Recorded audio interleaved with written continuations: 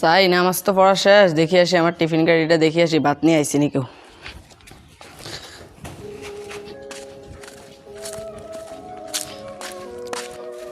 যাই চাই বারটা লই আইসি নি আমার,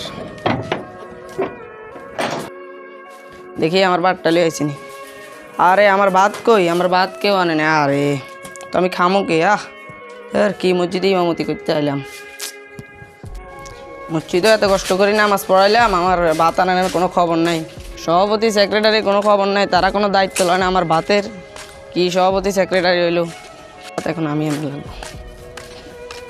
আসসালামু আলাইকুম রহমতুল্লাহি ওয়া বারাকাতুহু। বুঝুননি নামাজ ধরানো হয়েছে তো? নামাজ ধরানো হয়েছে তো, আমার ভাতের দিয়ে কোনো খবর নাই। আপনারা এটার কোনো দায়িত্ব লন না কিছু না। আমি এত কষ্ট করে নামাজ পড়াইলাম, আমি আইসা দেখি আমার টিফিন গাড়িতে কোনো ভাত নাই।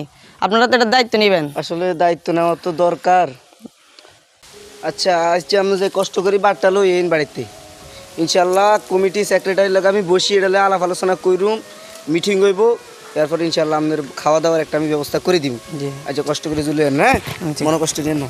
আর হইব গেছে নি ওইসে এরকম বহুত কইছে মিটিং বইব হইব, আমার খানা লই হইব, কথা কোনো খবর নাই। আমি একা এত কষ্ট করি নামাজ পড়াই ইয়ে করি, হেতারা আমার বাটটা আনি দিব, এটাই পারে না।